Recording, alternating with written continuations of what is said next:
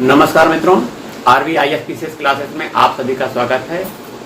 इस वीडियो से पहले हमने संवैधानिक विकास का एक वीडियो बनाया था। आज उसी क्रम में दूसरा वीडियो आपके सामने है, जो कि संवैधानिक विकास भाग 2 के नाम से आपको दिख रहा है। संवैधानिक विकास, भारत का संवैधानिक विकास भाग 2। इसमें हम 1858 के अधिनियम से आगे बढ़ेंगे। इससे पहले हमने रेगुलेटिंग एक्ट देखा। रेगुलेटिंग एक्ट के बाद हमने 1792 का एक्ट देखा। फिर धीरे धीरे हम 1813 फिर 1833 के एक्ट की तरफ आए और इसी क्रम में आज दूसरा वीडियो आपके सामने है, भारत का संवैधानिक विकास।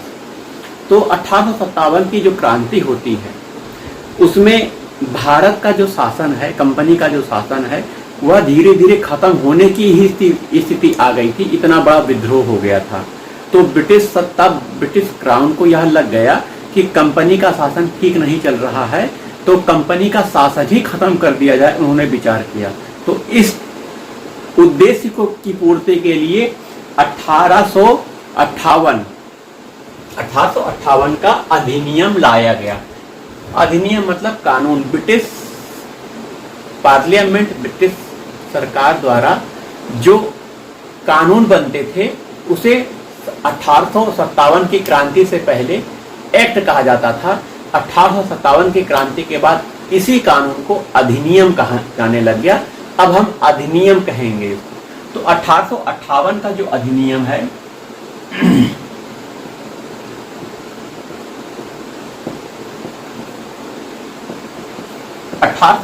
का अधिनियम, यह अधिनियम क्यों लाया गया? क्योंकि 1857 की जो महान क्रांति हुई, अंग्रेजों का शासन लगभग खत्म होने की स्थिति हो गई।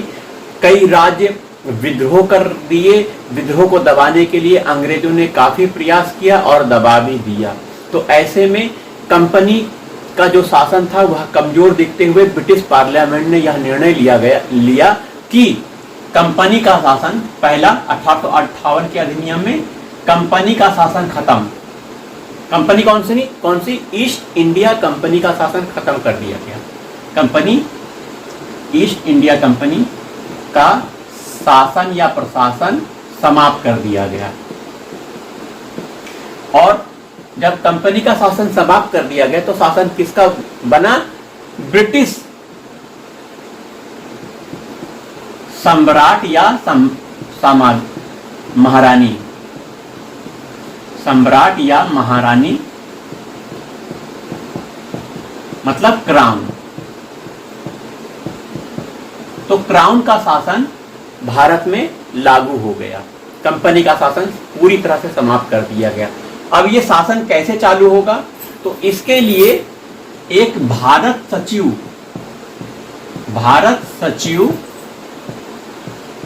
का पद सृजित किया गया। जो भारत सचिव का पद है वह ब्रिटेन में, इंग्लैंड में बनाया गया, भारत में नहीं बनाया गया। भारत सचिव का पद सृजित किया गया। इससे पहले जो बोर्ड ऑफ कंट्रोल होता था, बोर्ड ऑफ डायरेक्टर होता था, इसको समाप्त कर दिया गया था।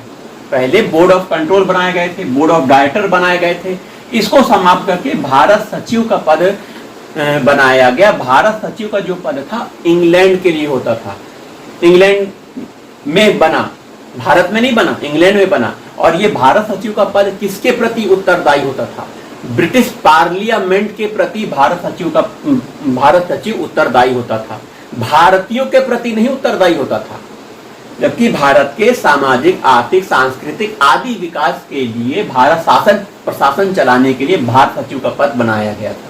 जबकि उत्तरदायी ब्रिटिश क्राउन के प्रति, ब्रिटिश पार्लियामेंट के प्रति इसको बनाया गया। क्यों? क्योंकि यह ब्रिटिश पार्लियामेंट का सदस्य होता था, ब्रिटिश मंत्रिमंडल का सदस्य होता था भारत सचिव। ठीक है। तो board of control, board of director खत्म कर दिए गए और भारत सचिव का पद बनाया गया। तो ब्रिटिश क्राउन का शासन कैसे चालू होगा? ब्रिटिश सचिव का पद बनाया गया। ब्रिटिश सचिव के सदस्य के लिए भारत में 15 सदस्यीय भारतीय परिषद 15 सदस्यीय भारतीय परिषद का गठन किया गया। तो भारत सचिव का जो पद था उसके कार्य को संचालन करने के लिए, सहायता देने के लिए, परामर्श देने के लिए 15 सदस्यीय भारतीय परिषद का गठन किया गया। भारतीय परिषद जो होती थी वह भारत सचिव को सलाह देती थी। वहीं 1858 के एक्ट में, इस एक्ट से पहले भारत में भारत का गवर्नर जनरल इस नाम से व्यक्ति कार्य करता था, सबसे हेड होता था। ये जो गवर्नर जनरल था इसका नाम बदल दिया गया। गवर्नर जनरल को अब वाइस राय कहा जाने लग गया। तो वाइस राय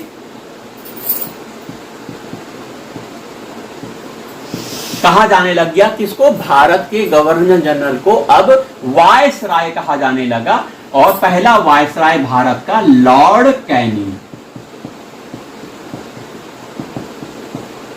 तो लॉर्ड कैनिंग ने ही महारानी की घोषणा पत्र को 1858 इलाहाबाद में पढ़कर सुनाया था, जिसमें यह घोषणा की गई कि ईस्ट इंडिया कंपनी का शासन समाप्त कर दिया गया। भारत का शासन ब्रिटिश सम्राट या महारानी या मतलब क्राउन के अधीन अंतर्गत कर दिया गया। ब्रिटिश शासन प्रशासन को चलाने के लिए भारत सचिव का पद का निर्माण किया गया, जो कि ब्रिटिश पार्लियामेंट के प्रति उत्तरदायी होता था। और भारत सचिव के कार्य संचालन हेतु 15 सदस्यीय भारतीय परिषद का गठन किया गया। और प्रथम वो वाइस राय पद कहलाने लगा भारत का गवर्नर जनरल। अब भारत का गवर्नर जनरल नहीं कहा जाता है, अब वाइस राय कहा जाता है। पहला वाइस राय लॉर्ड कैनिंग थे। ये बातें हुई 1858 अधिनियम की, जो कि 1857 की महान क्रांति के बाद लाया गया था। अब हम 1861 का अधिनियम देखेंगे। कौन सा अधिनियम? 1861 का अधिनियम। बहुत इंपॉर्टेंट बातें हैं इसमें। सबसे पहले पोर्टफोलियो व्यवस्था, पोर्टफोलियो व्यवस्था की शुरुआत की गई। तो पोर्टफोलियो व्यवस्था की शुरुआत 1861 के अधिनियम से की गई। विधानसभा की शुरुआत यहीं से हुई। विधानसभा की शुरुआत हुई। वहीं 1861 के अधिनियम में जो बजट पेश किया जाता था, भारतीयों को बजट में के कुछ हिस्सों में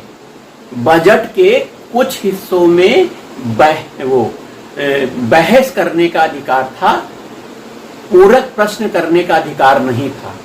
ये मुख्य बातें हैं। बजट के कुछ हिस्से की बात की गई है। बजट के कुछ हिस्से पर बहस करने का अधिकार था, पूरक प्रश्न करने का अधिकार नहीं था। वहीं इसमें एक महत्वपूर्ण बात यह भी थी कि वाइस राय जो होता था उसे अध्यादेश जारी करने की शक्ति दे दी गई थी।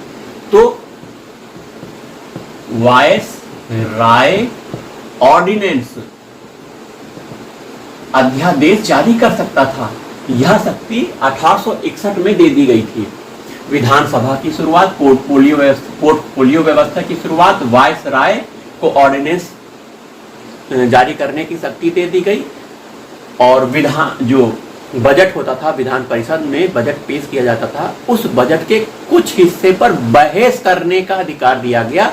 संपूर्ण बजट पर बहस करने का अधिकार नहीं दिया गया, प्रश्न पूछने का भी अधिकार नहीं दिया गया था 1861 के अधिनियम में। वहीं 1892 का अधिनियम देखिए।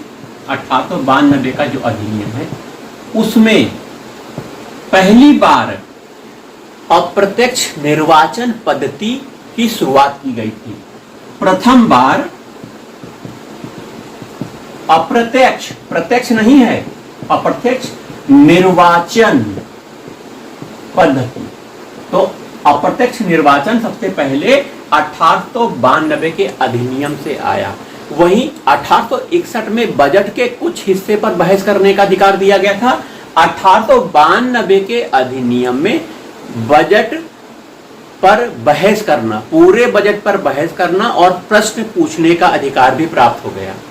प्रश्न पूछने का अधिकार मिल गया, पूरे बजट पर बहस करने का अधिकार मिल गया। अनुपूरक प्रश्न नहीं पूछे जा सकते थे, यह अधिकार नहीं मिला। तो अनुपूरक प्रश्न नहीं पूछे जा सकते। दो बातें थी इसमें। प्रथम बार अप्रत्यक्ष निर्वाचन पद्धति की शुरुआत हुई, वहीं बजट पर बहस करना और संपूर्ण बजट पर बहस करना और प्रश्न पूछने का अधिकार दे दिया गया 1892 के अधिनियम में। अब आइए हम 1909 में मिंटो मार्ले सुधार आता है, उस पर चर्चा करते हैं। मिंटो मार्ले सुधार, यह सुधार बहुत इंपॉर्टेंट है क्योंकि यहीं से सांप्रदायिकता की शुरुआत अंग्रेजों द्वारा कर दी गई थी। 1909 का मार्ले मिंटो सुधार, मार्ले मिंटो रिफॉर्म कहते हैं, सुधार कहते हैं। सुधार उधार कुछ नहीं था, यहाँ सांप्रदायिकता को बढ़ावा देने का सरकार का यह कदम था, क्योंकि पृथक निर्वाचक मंडल दे दिया गया था। किसको? पृथक निर्वाचक मंडल मुसलमानों को, मुस्लिमों को प्रदान कर दिया गया। इंपॉर्टेंट चीज है। पृथक निर्वाचक मंडल क्या होता है कि मुस्लिम मतदाता मुस्लिम प्रत्याशी का ही चुनाव करेंगे। मुस्लिम मतदाता मुस्लिम प्रत्याशी का ही चुनाव करेंगे। आपका अलग इलेक्टोरल वोटर हैं और मुस्लिम कोई खड़ा होता है, चुनाव लड़ता है, उन्हीं का चुनाव करेंगे। तो इस तरह प्रत्यक्ष निर्वाचक मंडल मुस्लिमों को प्राप्त हो गया। तो इस तरह मिंटो मार्ले सुधार में सबसे बड़ा कदम यही है, सांप्रदायिकता, भारत को सांप्रदायिक आधार पर बांटने का कार्य अंग्रेजों द्वारा इस अधिनियम के द्वारा किया गया। इसीलिए मिंटो को सांप्रदायिकता का जनक मिंटो को कहा जाता है, याद रखिएगा। वहीं 1909 के अधिनियम में भारतीयों को कुछ अधिकार दिए थे। वायसराय की कार्यकारिणी में पहली बार भारतीयों को शामिल किया गया था। एसपी सिन्हा पहले भारतीय थे। एसपी सिन्हा पहले भारतीय थे जिसे वायस राय की कार्यकारिणी का सदस्य बनाया गया था। तो वायस राय की कार्यकारिणी में एसपी सिन्हा किसी भारतीय, पहली बार भारतीय को सम्मिलित किया गया। एसपी सिन्हा ये पहले व्यक्ति थे। भारतीयों को कानून बनाने के भी अधिकार दिए गए थे। कार्यपालिका में भारतीयों को कुछ अधिकार भी प्राप्त हुए। मुख्य बात 1909 के अधिनियम में पृथक निर्वाचक मंडल मुसलमानों को दे दिया गया। मिंटो जो कि सांप्रदायिकता के जनक कहे जाते हैं। चलिए अब हम 1919 का अधिनियम देखते हैं। 1919 के अधिनियम में क्या मुख्य बातें हैं? 1919 के अधिनियम को मॉन्टेग्यू चेम्सफोर्ड सुधार कहते हैं, रिफॉर्म कहते हैं। इस अधिनियम की मुख्य बातें थी कि केंद्र में द्विसदनीय व्यवस्था लागू कर दी गई थी। एक council of state, council of assembly दूसरी थी।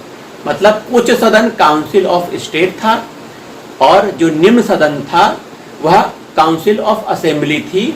उच्च सदन मतलब राज्यसभा आज का, लोकसभा जो काउंसिल ऑफ स्टेट आज का, ठीक है। काउंसिल ऑफ असेंबली जो थी वो आज की लोकसभा के समान थी। तो केंद्र में केंद्रीय स्तर पर द्विसदनीय व्यवस्था चालू। क्या क्या था द्विसदनीय व्यवस्था में? Council of state, council of assembly. तो द्विसदनीय व्यवस्था की शुरुआत कर दी गई। प्रांतों में, दूसरी बात, प्रांतों में द्वैत शासन की व्यवस्था कर दी गई। द्वैत शासन क्या है? द्वैत शासन में विषय को हस्तांतरित विषय और आरक्षित विषय के रूप में रखा गया। आरक्षित विषय वे विषय होते थे, उन लोगों को यह विषय दिए जाते थे कार्य करने के लिए। उन मंत्रियों को दिए जाते थे ऐसे विषय जो गवर्नर के प्रति उत्तरदायी होते थे। ठीक है, ऐसे विषय आरक्षित विषय कहलाए जाते थे। द्वैत शासन की बात कर रहे हैं, प्रांतों में जो द्वैत शासन लागू हुआ था उनमें जो विषयों का 2 कैटेगरी कर दी गई थी। पहले विषय आरक्षित विषय थे, गवर्नर इन विषयों को ऐसे मंत्री, ऐसे लोगों को देता था प्रशासन करने के लिए, शासन चलाने के लिए, जो गवर्नर के प्रति उत्तरदायी होते थे। वहीं जो हस्तांतरित विषय होते थे, आरक्षित विषय और हस्तांतरित विषय दूसरा नंबर का है। हस्तांतरित विषय ऐसे मंत्रियों को दिया जाता था जो विधानसभा के प्रति उत्तरदायी होते थे। तो प्रांतों में द्वैध शासन व्यवस्था लागू हो गई। द्वैध शासन में विषय 2 प्रकार के, एक आरक्षित विषय जो कि ऐसे मंत्रियों को गवर्नर देता था जो उसके प्रति उत्तरदायी होते थे, गवर्नर जनरल के प्रति उत्तरदायी होते थे, और हस्तांतरित विषय ऐसे विषय होते थे जो ऐसे मंत्रियों को दिए जाते थे जो विधानसभा के प्रति उत्तरदायी होते थे। तो प्रांतों में द्वैध शासन व्यवस्था की शुरुआत हो गई। सेंट्रल पब्लिक सर्विस कमीशन की स्थापना सिविल सेवा परीक्षा के लिए की गई। सिविल सेवा परीक्षा के लिए सेंट्रल पब्लिक सर्विस कमीशन की स्थापना की गई और यह स्थापना 1926 में हुई थी। याद रखिएगा, सेंट्रल पब्लिक सर्विस कमीशन की स्थापना 1926 में 1919 के अधिनियम के तहत की गई थी। ठीक है, वहीं 1892 में हम देखते थे कि बजट पर बहस करना, पूरा प्रश्न करने का अधिकार दे दिया था। बजट के अलावा अन्य विषयों पर भी प्रश्न करने, बहस करने का अधिकार भी 1919 के अधिनियम द्वारा दे दिया गया। 19 के अधिनियम में बजट के अलावा और विषयों पर बहस करना, जैसे सदन में बजट ही तो नहीं पेश होता है ना, अन्य एक्ट भी पास किए जाते हैं, अन्य चर्चाएं भी होते हैं, उसमें भी बहस करने, भारतीयों को बहस करने और प्रश्न पूछने का अधिकार प्राप्त हो गया 1919 का अधिनियम में। प्रांतों में द्वैध शासन व्यवस्था लागू हुई, केंद्र में द्विसदनीय व्यवस्था लागू कर दी गई। वहीं 1909 के अधिनियम में मुसलमानों को जो सांप्रदायिक निर्वाचक मंडल प्रदान किया गया था उसका विस्तार 1919 में किया गया। विस्तार कहां हुआ? सिखों को भी दे दिया गया। सिखों को, ईसाइयों को, आदि लोगों को भी पृथक निर्वाचक मंडल देकर भारत में सांप्रदायिकता के आधार पर बांटने का कार्य अंग्रेजों को द्वारा कर दिया गया। इस सिखों, ईसाइयों आदि लोगों को भी पृथक निर्वाचक मंडल प्रदान किया गया। ये 1919 के अधिनियम में है। वहीं ब्रिटेन में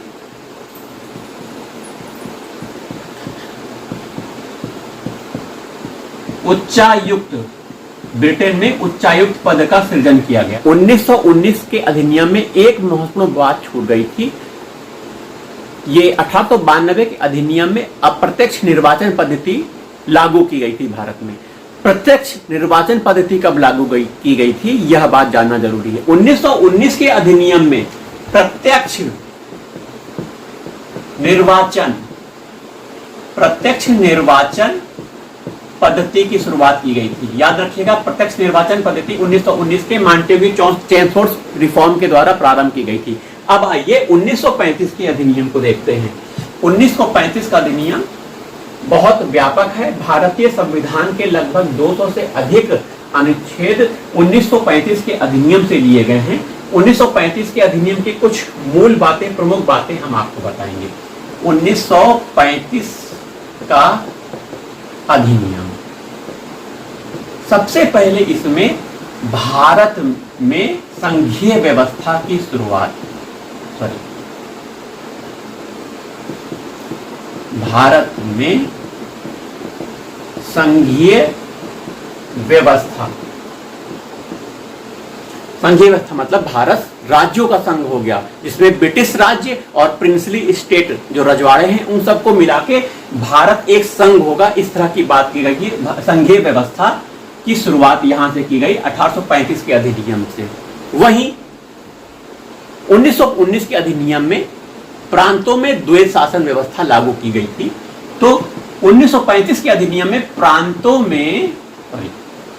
प्रांतों में द्वैध शासन समाप्त कर दिया गया। द्वैध शासन समाप्त। जब द्वैध शासन समाप्त कर दिया गया तो प्रांतों को क्या कर दिया गया? प्रांतों को प्रांतीय स्वायत्तता दे दी गई। प्रांतीय स्वायत्तता दे दी गई द्वैध शासन समाप्त करके। वहीं प्रांतों में द्वैध शासन समाप्त, केंद्र में द्वैध शासन लगाया गया।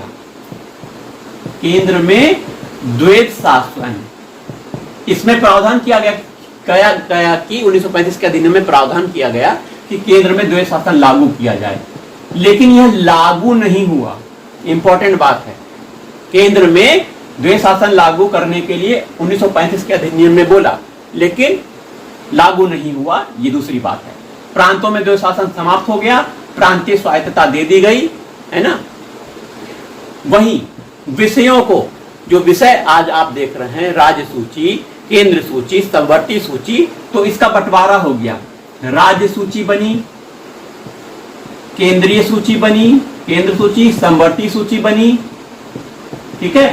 तो केंद्र सूची के विषय केंद्र सरकार के हाथ में, राज्य सूची के विषय राज्य सरकार इस पर कार्य करती है, समवर्ती सूची में दोनों लोग कार्य करते हैं। समवर्ती सूची में यदि कानून बन जाता है तो केंद्र का कानून पहले लागू होगा। वहीं आरक्षित, तीनों सूचियों में जो विषय नहीं आते हैं उसे आरक्षित सूची कहते हैं। आरक्षित सूची का जो के विषय वायसराय के हाथ में रहते थे। वायसराय के हाथ में रहते थे। तो सूचियों के बारे में विस्तार से खोल दिया गया। राज्य सूची, केंद्र सूची, समवर्ती सूची के बारे में प्रावधान कर दिया गया 1935 के अधिनियम में। वही 1935 के अधिनियम में सुप्रीम कोर्ट, संघीय न्यायालय के निर्माण की बात की गई थी। संघीय न्यायालय कैसे बना? ये 1935 के अधिनियम में संघीय न्यायालय का गठन किया गया। वहीं आरबीआई, संघीय बैंक के निर्माण की भी बात की गई, जो कि आरबीआई के रूप में आपको देखने को प्राप्त होता है। वहीं संघीय न्यायालय, संघीय बैंक की स्थापना हुई। वहीं प्रांतों में 1935 के अधिनियम में सेंट्रल पब्लिक सर्विस कमीशन की स्थापना की गई थी। वहीं प्रांतों में प्रांतीय पब्लिक सर्विस कमीशन की बात 1935 के अधिनियम में की गई थी। 1919 के अधिनियम में आपने देखा होगा कि केंद्र में द्विसदनीय व्यवस्था लागू की गई थी। अब प्रांतों में भी द्विसदनीय व्यवस्था लागू किया जाना चाहिए ना, तो प्रांतों में द्विसदनीय व्यवस्था लागू कर दी गई 1935 के अधिनियम में। प्रांतों में द्विसदनीय, दो सदन कौन कौन से? जैसे इस समय केंद्र में लोकसभा, राज्यसभा है, राज्यों में विधान परिषद, विधानसभा है, तो प्रांतों में भी द्विसदनीय व्यवस्था 1935 के अधिनियम के द्वारा लागू कर दी गई। तो आपने संवैधानिक विकास देखा, संवैधानिक विकास 1935 तक आपने देखा। इस क्रम को धीरे धीरे चलते चलते जब 1947 का 2 जून योजना आती है, जिसे माउंटबेटन योजना आती है, माउंटबेटन योजना में भारत को स्वतंत्रता देने का प्रस्ताव पारित किया गया। 14 अगस्त की रात को 12 बजे भारत को स्वतंत्र कर दिया गया। 12 बजे के बाद जब स्वतंत्र हुआ तो 15 अगस्त लग गया था। भारत को बांटकर, पाकिस्तान और भारत को बांटकर अंग्रेजों ने भारत को छोड़ा है और कई प्रकार से सांप्रदायिक दंगे भी करवाए हैं। इस तरह हमें आज़ादी प्राप्त हुई। भारत का संवैधानिक विकास ऐसे हुआ। वहीं हमारा संविधान भी धीरे धीरे 1946 के बाद बनना प्रारंभ हो गया। 2 साल 11 महीना 18 दिन लगे संविधान बनने में, और संविधान की 200 से ज्यादा अनुच्छेद 1935 अधिनियम से लिए गए थे। तो चलिए मिलते हैं अगले वीडियो में। नमस्कार।